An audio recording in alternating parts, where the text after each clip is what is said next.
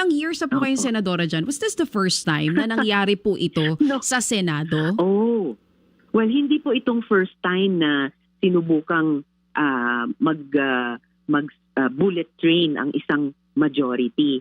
Pero kahit papaano, noon hanggang sa huli, may na-preserve na decorum as far as I can remember. Kahit in-exercise nila yung tyranny of the majority, tyranny of numbers, walang blatant na pagbali sa rules mismo ng Senado. Kagabi yung a new low, nasasabi ko the past 3 weeks, a new low na naman sa kasaysayan ng Senado. Kaya talagang, kaming minority, in a way, we voted with our feet. Literally,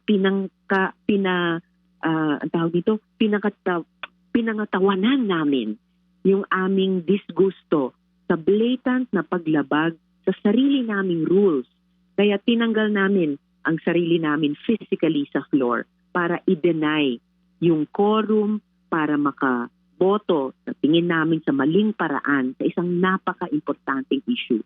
Naiwan na lamang si Minority Leader Senator Tito Soto para ilagay on record at sa presiding officer na kinwestiyon niya yung quorum at nanawagan siya, nag-motion to adjourn siya. Pinakamataas na motion para lamang ma-preserve namin ang rules of the Senate na at that very moment pinabali.